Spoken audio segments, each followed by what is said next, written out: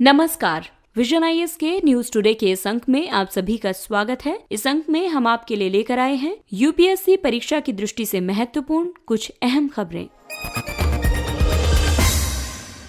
इस अंक में हम सबसे पहले बात करेंगे क्वाड की। क्वाड नेताओं की प्रथम बैठक आभासी रूप में आयोजित की गई। आइए अब शिखर सम्मेलन के दौरान आरंभ की गई प्रमुख पहलें जानते हैं। सबसे पहले क्वाड वैक्सीन साझेदारी के बारे में जानते हैं।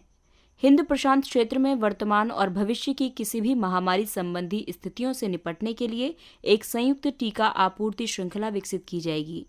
टीके को अमेरिका में विकसित, भारत में निर्मित, जापान और अमेरिका द्वारा वित्त पोषित और संभार के माध्यम से ऑस्ट्रेलिया द्वारा समर्थित किया जाएगा। एक क्वाड वैक्सीन विशेषज्ञ समूह का गठन कुछ विशेष उद्देश्यों के लिए किया जाएगा, जिनमें मुख्य है क्वाड कोविड-19 वैक्सीन ट्रायल के लिए कार्यान्वयन योजना तैयार करना, समय पर और पर्याप्त क्षमता विस्तार की निगरानी के लिए वित्त पोषकों और उत्पादन सुविधाओं के साथ कार्य करना, हिंद प्रशांत स्वास्थ्य सुरक्षा और कोविड-19 प्रतिक्रिया का समर्थन करने के लिए सरकारी योजनाएं साझा करना, इसके साथ जरूरतमंद समुदायों के लिए अंतिम स्थिति तक वितरण पर व्यवहारिक सहयोग स्थापित करना, अंतर्राष्ट्रीय संगठनों की तरह जीवन रक्षक कार्यों को सुदृढ़ करना और समर्थन करना। आइए अब क्वाड जलवायु कार्य समूह के बारे में जानते हैं। क्वाड और हिंद प्रशांत क्षेत्र के लिए प्राथमिकता के रूप में जलवायु चुनौती की पहचान करना। इसके प्रमुख कार्य क्षेत्रों में शामिल है पेरिस समझौते के कार्यान्वयन को सुदृढ़ करने के लिए सहयोग करना, ग्रीन हाउस गैसों के उत्सर्जन में कमी का समर्थन करने के लिए अल्प उत्सर्जन वाली प्रौद्योगिकी समाधानों को प्रोत्साहन देना, जलवायु शमन, अनुकूलन, लचीलापन, प्रौद्योगिकी, क्षमता निर्माण और जलवायु वित्त आदि पर सहयोग करना। आइए अब quad critical and emerging technology working group को जानते हैं। इसके प्रमुख कार्यों में शामिल है प्रौद्योगिकी डिजाइन, विकास और उपयोग पर सिद्धांतों का ढांचा विकसित करना, प्रौद्योगिकी मानकों के विकास पर समन्वय को सुगम बनाना, दूर संचार उपकरणों के संस्थापन पर सहयोग को प्रोत्साहित करना, उपकरण आपूर्तिकर्ताओं और भविष्य के दूरसंचार विकल्पों के विविधीकरण पर विशेष ध्यान देना, जैव प्रौद्योगिकी सहित महत्वपूर्ण और उभरती हुई प्रौद्योगिकी में सहयोग करना। आइए अब अंत में क्वाड सुरक्षा संवाद के बारे में जानते हैं। क्वाड का विचार सबसे पहले जापान के प्रधानमंत्री द्वारा वर्ष 2007 में 4 देशों, जिसमें अमेरिका, भारत, जापान और ऑस्ट्रेलिया था, इनके बीच प्रस्तुत किया गया, जो उस समय कई कारणों से महत्व प्राप्त नहीं कर सका था। देशों के बीच बढ़ते विवाद, हिंद प्रशांत क्षेत्र का बढ़ता महत्व और चीन की ओर से बढ़ते खतरे की आशंकाओं की वजह से वर्ष 2017 में इसे पुनर्जीवित किया गया था। क्वाड का मुख्य फोकस एक स्वतंत्र और खुले हिंद प्रशांत क्षेत्र की स्थापना पर सहयोग को बढ़ावा देना है। आइए अब नजर डालते हैं दूरसंचार क्षेत्र पर। भारतीय दूरसंचार विनियामक प्राधिकरण ट्राई ने उपग्रह आधारित कनेक्टिविटी की लाइसेंसिंग पर परामर्श पत्र प्रेषित किया है। इससे पहले उपग्रह आधारित लो बिट रेट सेवाओं के लिए मौजूदा ढांचे में निहित सीमाओं को आधार बनाते हुए दूरसंचार विभाग ने ट्राई से इसके लिए उपयुक्त लाइसेंस ढांचे के निर्माण का अनुरोध किया था, जिसमें शामिल था वाणिज्यिक आधार पर ऐसी सेवाएं प्रदान करना, भारतीय रेलवे, अन्य बेड़ा स्वामियों, आपदा प्रबंधन एजेंसियों आदि जैसे संगठन जिन्हें स्वयं के उपयोग के लिए कैप्टिव नेटवर्क स्थापित करने की आवश्यकता हो सकती है। इसके अलावा उपग्रह आधारित सेवाएं तांबे के तारों और फाइबर ऑप्टिक केबल के माध्यम से कनेक्ट करने की बजाय सैटेलाइट डिश के द्वारा इंटरनेट को एक क्षेत्र में संकेंद्रित करने के लिए अंतरिक्ष में उपग्रह के उपयोग को बल देती है। ये सैटेलाइट टेलीविजन डिश के समान है, लेकिन टीवी डिश के विपरीत है, जो केवल डेटा प्राप्त करती है। सैटेलाइट इंटरनेट डिश अपस्ट्रीम और डाउनस्ट्रीम कनेक्शन दोनों प्रदान करती है। आपको बता दें कि सैटेलाइट संचार का उपयोग पोतों, विमानों और दूरस्थ सैन्य केंद्रों पर किया जाता है। ये देश के दूरस्थ और दुर्गम क्षेत्रों के लिए इंटरनेट कवरेज प्रदान कर सकता है। ये इंटरनेट ऑफ थिंग्स आधारित सेवाओं आदि के उपयोग के लिए उपयुक्त है। लो बिट रेट उपग्रह आधारित संचार के कुछ अनुप्रयोगों में आपूर्ति श्रृंखला प्रबंधन, समयबद्ध डिलीवरी, रियल टाइम लोकेशन, सूचीकरण, शीत श्रृंखला प्रबंधन आदि शामिल है। हालांकि इसकी कुछ सीमाएं भी हैं, जैसे बैंडविड्थ संबंधी सीमाएं, कम देरी, मौसमी आपदाओं से प्रभावित और महंगी होना आदि। दरअसल उपग्रह आधारित कनेक्टिविटी के प्रावधान के लिए 2 मॉडल होते हैं। पहला है हाइब्रिड मॉडल, जिसमें low power wide area network और सैटेलाइट शामिल हैं, जबकि दूसरा मॉडल प्रत्यक्ष सैटेलाइट से कनेक्टिविटी है।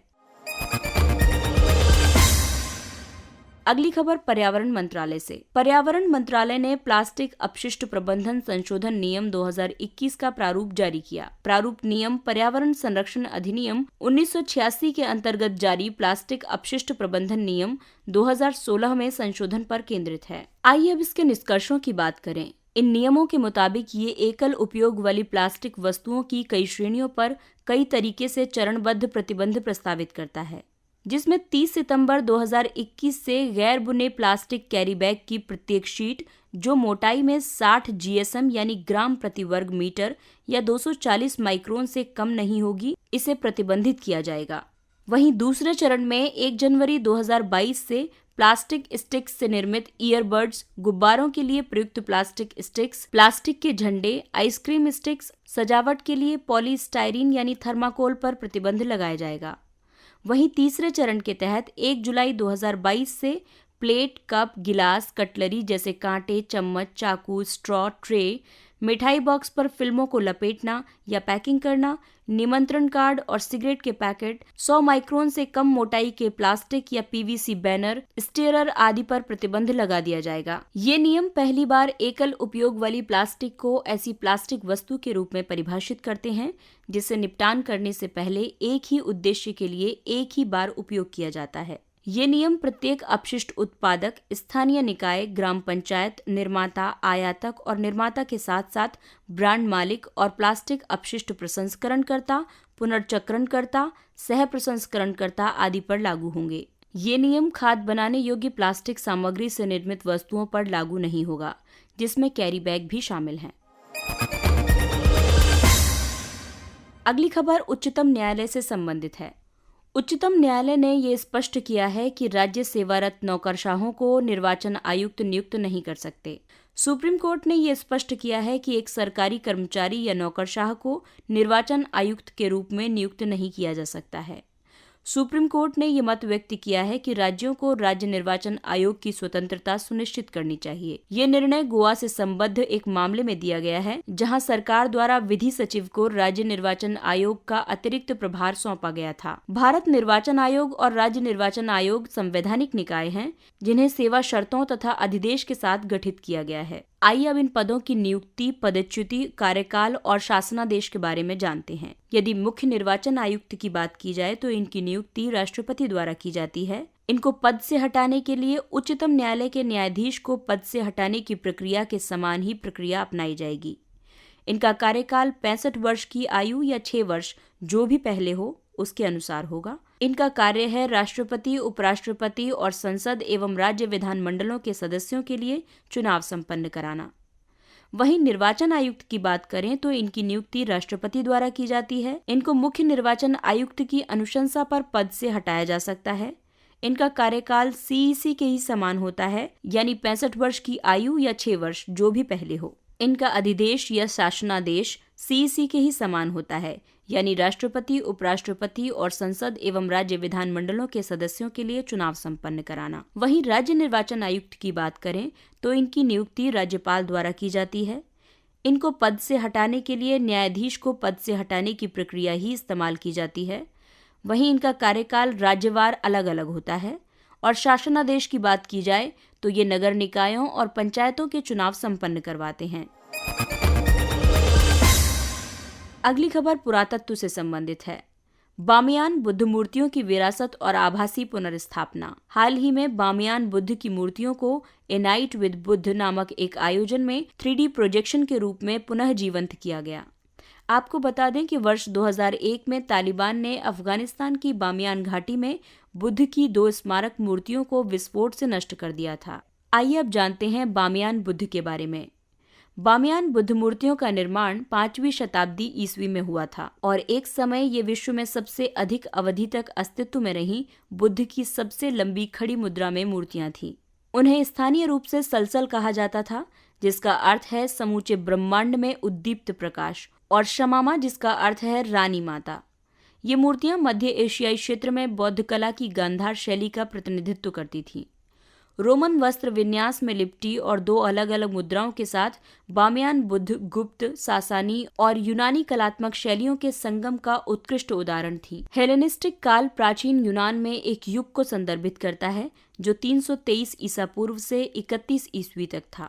वहीं सासानी प्राचीन ईरानी राजवंश को दर्शाता है, जिसने 224 से 651 ईस्वी के दौरान शासन किया था। बामियान घाटी अफगानिस्तान की मध्य उच्चभूमि में हिंदुकुश पर्वतों में बामियान नदी के समीप स्थित है। यूनेस्को ने वर्ष 2003 में विश्व धरोहर स्थलों की सूची में बामियान घाटी के अवशेषों को शामिल किया था। आइए अब नजर डालते हैं कुछ संक्षिप्त किंतु महत्वपूर्ण खबरों पर। उपासना स्थल विशेष उपबंध अधिनियम 1991। उच्चतम न्यायालय ने अधिनियम की संवैधानिक वैधता को चुनौती देने वाली जनहित याचिका पर केंद्र से प्रतिक्रिया की मांग की है।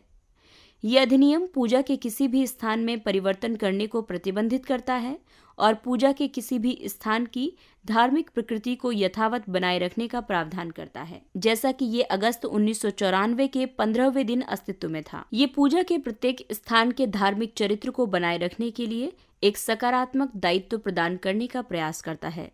हालांकि इस अधिनियम ने अयोध्या के विवादित स्थल को शामिल नहीं किया है। आत्मनिर्भर निवेशक मित्र पोर्टल। इस पोर्टल को वाणिज्य और उद्योग मंत्रालय के उद्योग संवर्धन और आंतरिक व्यापार विभाग DPIIT द्वारा विकसित किया जा रहा है। इसका उद्देश्य घरेलू निवेश को बढ़ावा देने के प्रयासों को सुदृढ़ करना है।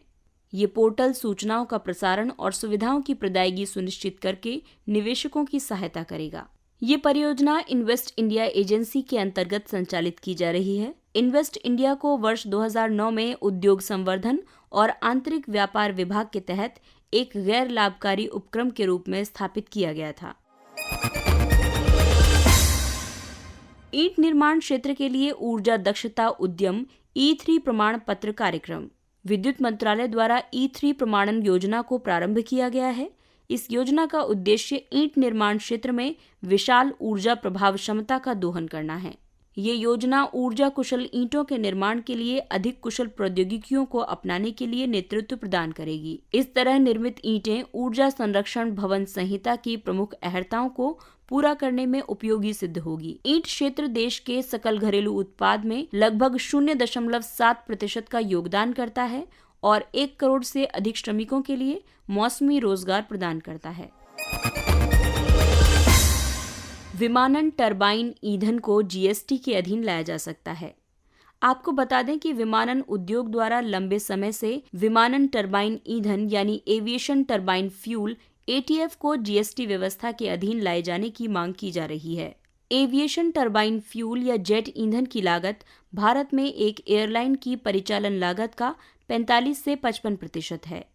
भारत में एयरलाइन की परिचालन लागत विश्व में सबसे ज्यादा है। GST व्यवस्था से अन्य वस्तुओं को भी छूट मिली हुई है, जिसमें शामिल है मानव उपभोग के लिए अल्कोहल, कच्चा तेल, पेट्रोल, हाई स्पीड डीजल और प्राकृतिक गैस जैसे पेट्रोलियम उत्पाद, विद्युत आदि। Bureau of outreach. ये मीडिया रणनीति पर सरकार के लिए एक परामर्शदात्री निकाय के रूप में कार्य करता है। ये सरकार की नीतियों एवं कार्यक्रमों के बारे में ग्रामीण और शहरी लोगों को सूचित और शिक्षित करने के लिए अभियान का संचालन करता है। इसे वर्ष 2017 में भूतपूर्व विज्ञापन और दृश्य प्रचार निदेशालय, क्षेत्र प्रचार निदेशालय तथा गीत और नाटक प्रभाग के एकीकरण द्वारा स्थापित किया गया था। अय्या वैकुंडा स्वामी काल। प्रधानमंत्री ने अय्या वैकुंडा स्वामी काल को उनकी जयंती पर श्रद्धांजलि अर्पित की है। वे एक सामाजिक विचारक और सुधारक थे। उन्होंने 19वीं शताब्दी में केरल में त्रावणकोर की रियासत में अपना जीवन यापन किया। उन्होंने जातिगत भेदभाव और धार्मिक पदानुक्रम की आलोचना की और अस्पृश्यता के विरुद्ध संघर्ष किया। साथ ही उन्होंने मूर्ति पूजा का बहिष्कार किया था। उन्होंने एक जाति, एक धर्म, एक कुल, एक विश्व, एक ईश्वर का नारा दिया था। दांडी मार्च। हाल ही में प्रधानमंत्री ने 12 मार्च को एक प्रतीकात्मक दांडी मार्च को हरी झंडी दिखाई। साथ ही उन्होंने भारत की स्वतंत्रता के 75 वर्षों का उत्सव मनाने के लिए आजादी का अमृत महोत्सव की भी शुरुआत की। दांडी मार्च महात्मा गांधी के नेतृत्व में गुजरात में साबरमती आश्रम से दांडी तक नमक पर ब्रिटिश एकाधिकार के विरुद्ध किया गया एक कर प्रतिरोध अभियान था। वर्ष 1882 के नमक अधिनियम के अंतर्गत नमक के निर्माण और बिक्री में अंग्रेजों को एकाधिकार प्रदान किया गया था। इस वजह से भारतीयों को अंग्रेजों से नमक खरीदने के लिए बाध्य होना पड़ा था। इसने सविनय अवज्ञा आंदोलन के उद्भव का मार्ग प्रशस्त किया। इसके साथ ही यह अंक समाप्त होता है। अगले अंक में फिर मुलाकात होगी कुछ अन्य महत्वपूर्ण खबरों के साथ। तब तक अपना ख्याल रखिए, सुरक्षित दूरी बनाए रखिए, मास्क पहनिए। नमस्कार।